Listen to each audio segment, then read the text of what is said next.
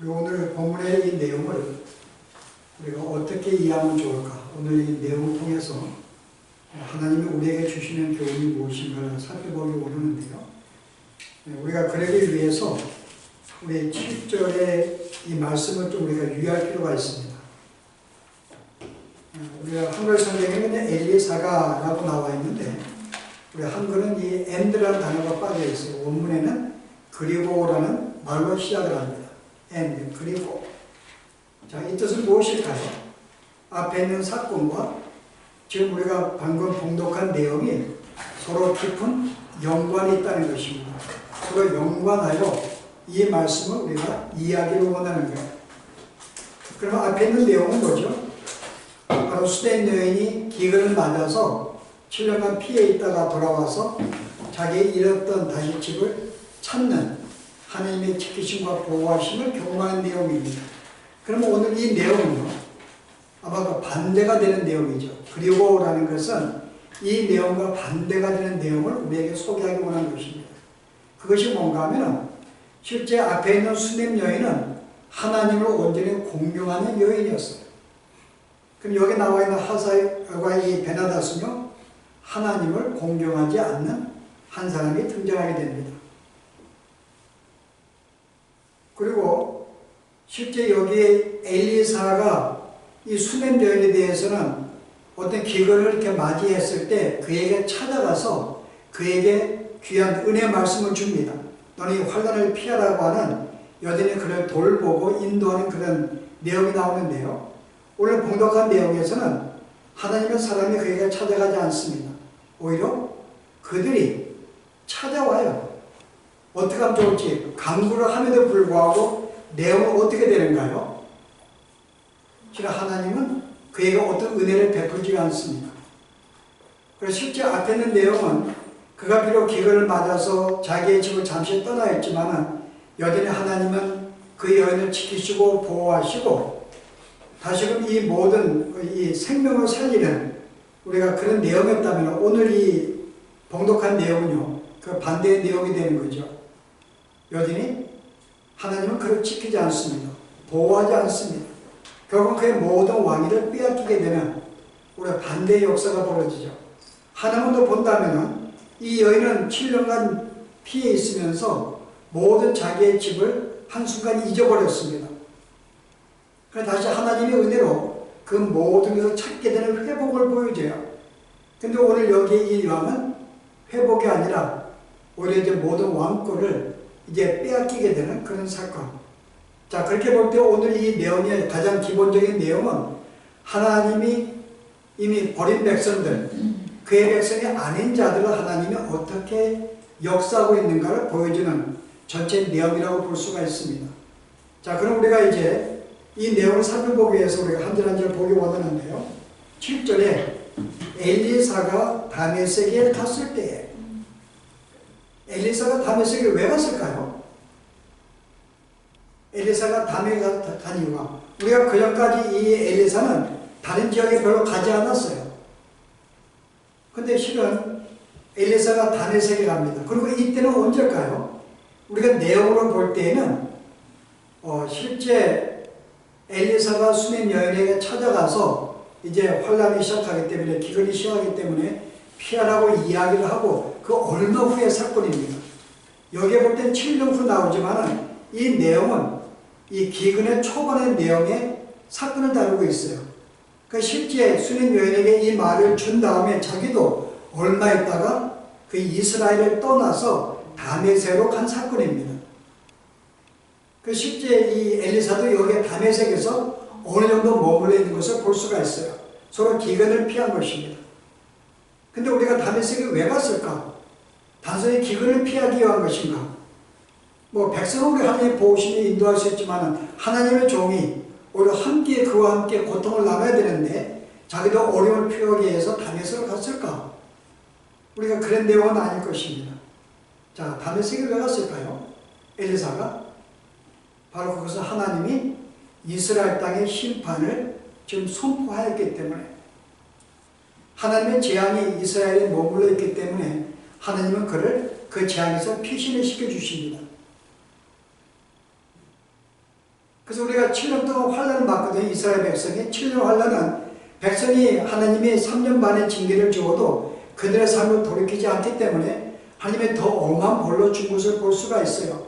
그 단순히 근데 육신적으로만 비를 내리지 아니해서 그들의 양식을 끊기게 하신 건 아닙니다. 이제 뭐요? 영적으로 하나님은 그들에게 또한 다른 영적인 기근을 주십니다. 그게 뭐요? 하나님의 종을 거둬가시는 것입니다. 이스라엘 땅에 계속 머물러 있지 않냐고 엘리사를 거기서 떠나서 다른 곳으로 보낸 것은 더 이상 이스라엘 땅에 하나님의 말씀을 대언한 사람이 없다는 것을 우리가 말해요. 자, 이 사실은 바로 하나님이 단순히 어떤 육신에 비만 내린 것이 안 내린 것이 아니라 그들의 영적으로도 하나님이 기근을 허락하셔서 그들의 삶을 더 어렵게 만들어 주었다는 거죠. 여러분 느끼시는가요? 나에게 말씀이 없을 때가 이게 얼마나 고통의 시간인지를 아마 우리가 말씀을 사모하는 자는 알 것입니다.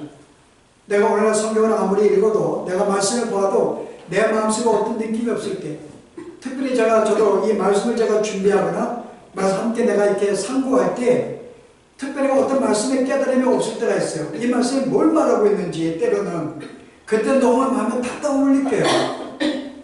근데 오늘 이 말씀은 하나님은 우리에게 늘 말씀하시고 지키시는데 원래 말씀이 없다는 것은 뭘 말할까요? 실은 그 목자가 잃은 어떤 양의 상태가 되어버린 거죠. 양들이 어디 갈 줄 모릅니다. 그들의 삶의 문제를 만날 때 이 문제가 무엇인지를 알 만한, 물을 만한 사람이 없는 거예요. 지금 내가 뭐가 지금 문제인지, 내가 지금 뭐가 지금 뭘 해야 될지, 어디로 나아가야 될지, 어떤 이 전반적인 모든 삶에 대해서 하나님의 그의 말씀을 이렇게 끊으심으로 말미암아 그게 고통을 주는 거죠.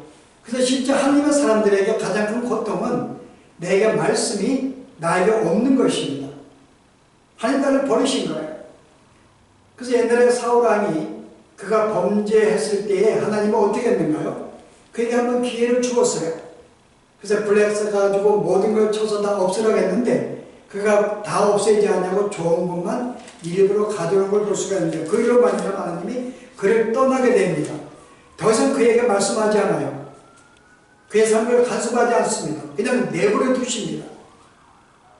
근데 하나님의 백성들은요, 오히려 다윗이 범죄할 때 어떻게 하면 하나님이 그냥 두지 않았어요. 다윗이 범죄할 때는 범죄할 때마다 찾아오셔서 그의 잘못을 알게 하시고 깨우쳐 주시고 돌이키게 하시고 계속 하나님의 사람으로 지키고 보호하는 우리가 그런 손길을 볼 수가 있습니다. 그 실은 믿는 자의 어떤 이 재앙 가운데 하나는 하나님의 그 말씀을 걷어가시고 그를 내버려 두시는 거예요. 바로 이 사건이 벌어진 것입니다. 우리가 사무엘 시대에도 우리가 당시에 엘리와 제사장과 두 아들이 범죄하고 있을 때 그날의 특징이 뭔가요? 사무엘상 3장에 보았더니 그들이 그 시대에 하나님의 말씀이 희귀하여 이상이 보이지 아니하였더라. 말씀을 안 주시지 않았어요. 그래서 우리가 여러분 아모스에 보시면 아모스가 우리에게 진정한 우리의 삶의 고통은 무엇인가를 설명하는데요. 8장 11절에 보았더니요. 주 여호와의 말씀이니라. 보라 날이 이를지라 내가 기근을 땅에 보내리니 양식이 없어 주림이 아니고 물이 없어 가람이 아니요 여호와의 말씀을 듣지 못한 기갈이라. 진정한 우리의 고통은 말씀을 우리에게 주시지 않음으로 말미암아 우리로 하여금 큰 기근 속에 기갈 속에 고통 속에 지나가신다는 것. 그래서 오늘 여기 다메섹에 갔다는 이 하는 자체는 하나님의 그의 백성을 심판 가운데 얼마나 내버려 두었는가를 우리가 알 수가 있어요. 그러면 하나님이 왜 또 그로 하여금 엘리사를 떠나게 만들었는가? 근본적인 이유는 뭐예요? 그들이 여호와의 말씀을 거절하였습니다. 아무리 엘리사가 거기에 있으면서 왕에게 또 백성들에게 주의 말씀을 아무리 선포해도 몇몇 그들의 생도 외에는 그 말씀을 받지 아니했어요.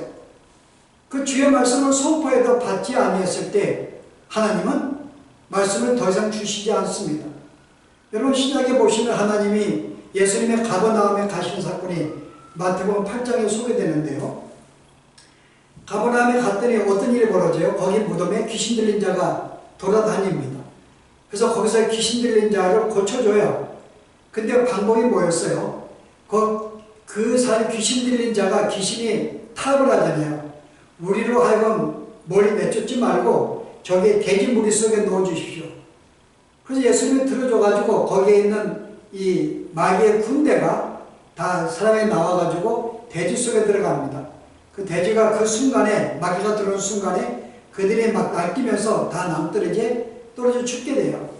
이 소식을 가버나움 사람이 듣습니다. 근데 우리는 사람들이 어떻게 했는가? 예수님이 온다는 소식을 듣고 우리는 한 사람이 귀신 들린 것을 병 나음을 듣고 오히려 기뻐하고 그를 감사하는 것이 아니라 가버나움 사람이 어떻게 했는가요? 그를 떠나기를 간청을 합니다. 그래서 예수님이 그냥 그 동네를 떠나요. 더 이상 이적을 행하지 않습니다. 그들의 말씀을 받기를 거절하였기 때문에. 사도 바울도 그가 복음을 가진 다음에 계속 이스라엘 땅에 복음을 증가하려고 했어요. 그래서 계속 자기 땅에 살고 있는 유대 백성들에게 여호와를 소개하고 그들이 구원받기를 원해서 열심히 복음을 증거했는데 유대인들은 어떻게 했는가요? 그 복음 듣기를 거절하고 오히려 핍박을 합니다. 그래서 바울이 그들에게 뭐라고 이야기를 해요? 사도행전 13장에 보았더니 46절에 바울과 바나바가 담대히 말하여 이르되 하나님의 말씀을 마땅히 먼저 너희에게 전할 것이로되 너희가 그것을 버리고 영생을 얻기에 합당하지 않는 자를 자처하기로 우리가 이방인에게로 향하니라. 그들이 말씀을 거절했어요. 그래서 실제 이제는 이 바울이 더 이상 유대인들에게 복음을 증거하지 아니하고 그들의 발걸음을 이방인으로 옮깁니다. 바로 이것이 하나님이 우리에게 말씀을 거둬가신 이유 중에 하나예요. 백성들의 말씀을 거절했어요. 아마 여러분들도 내가 말씀을 가까이를 내가 이거를 소원하지 아니하고 늘 말씀을 멀리하고 아무리 주의 나에게 말씀을 해도 여전히 그 말씀을 듣기를 내가 멀리하고 내 속에는 옳은 대로 계속 살아간다면 하나님은 언제 그들에게 말씀을 영원히 거둬가 주십니다. 더 이상 말씀이 역사하잖아요. 내버려 두십니다. 여러분 이게 바로 저주예요. 주의 백성에게 말씀을 내가 거둬가시고 있는 상태에 내버려 두신다. 그가 어떤 삶을 살든지 그 얘기를 돌이킴도 없이 깨달음도 없이 내버려 둔다. 그가 어디로 가든지 그가 나갈 길이 무엇인지 지금 무엇을 하고 있는지 내가 어떤 자리에 서 있는지 무엇을 할지 아무것도 알지 못한다면 근데 주의 백성들은 뭐예요? 하나님은 늘 우리에게 함께 하세요. 순간마다 깨달음과 나에게 도움을 주십니다. 내가 어떻게 살아야 될지 바로 이게 하나님의 은혜죠. 그래서 우리가 이 말씀 속에서 우리가 이 말씀이 늘 나에게 역사하고 늘 주님의 말씀과 함께 교제하고 있는가 우리는 점검을 해야 됩니다. 만약에 내가 예수를 믿어도 오랫동안 내가 주의 말씀을 내가 듣지 못했고 내가 말씀을 거절해왔고 나에게 어떤 말씀의 깨달음도 없고 말씀을 들을 때도 어떤 감동도 없다고 한다면 우리는 이 사실을 돌아봐야 됩니다. 내가 주 앞에 당신의 은혜 손길을 거둔 것이 아닌가. 자, 그래서 오늘 이제 이 백성들을 떠나가지고요. 이제 다메섹에 이르렀어요. 근데 거기서 거주합니다, 자연스럽게. 근데 어떻게 그가 자연스럽게 이 다메섹이라는 곳은 실제 이스라엘을 계속 공격하였던 아람 족속이에요. 근데 거기에 자연스럽게 거기 가서 거할 수가 있었을까? 엘리사가. 실제 우리가 참고적으로 알 것은 이 다메섹은 실제 이스라엘 백성들이 거주할 수 있도록 허락된 땅입니다. 어떤 일이 있었어요, 여러분? 옛날에 실은 베나닷이 이스라엘을 쳐들어왔어요. 아합이 왕일 때에. 근데 하나님이 아합에게 은혜를 주어서 전쟁에 이기게 만듭니다. 그래서 아람이 완전히 대패를 하게 돼요. 마지막에 도망가다가 혼자 남게 됩니다. 그때 그 신하가 뭐라 그래요? 가서 이스라엘 왕에게 좋아서 당신의 죄를 고백하라. 그러면 혹시 그가 궁리를 베풀지 모르겠다고 이야기합니다. 그래서 그때 이스라엘 왕이 궁리를 베풀어요. 그때 뭐라고 약속해요? 한번 보실래요? 열왕기 상에 보시면은 20장 34절 보세요. 베나닷이 이스라엘 왕에게 아뢰되 내 아버지께서 당신의 아버지에게서 빼앗은 모든 성읍을 내가 돌려보내리이다. 또 내 아버지께서 사마리아에서 만든 것 같이 당신도 다메섹에서 당신을 위하여 거리를 만드소서. 아벨이되 내가 이 죄악으로 인해 당신을 놓으리라 하고 이에 더불어 죄악을 맺고 그를 놓았더라. 완전히 대표에서 하나의 조건이 뭐예요? 우리가 당신의 땅에서 어느 농토를 차지해가지고 우리가 거기 살았던 것처럼 이제는 당신이 우리가 있는 다메섹에 거리를 만들라. 어느 지역을 당신이 만들라. 여기는 당신 사람들이 마음껏 살 수 있는 땅으로 허락하겠다고 이때 죄악을 맺습니다. 그래서 그때부터 이 다메섹은 자연스럽게 이스라엘 백성들이 거할 수 있는 그런 땅이 된 거예요. 그런 점에서 이 엘리사가 이제 자연스럽게 다메섹에 가서 이제 거기서 거하게 됩니다.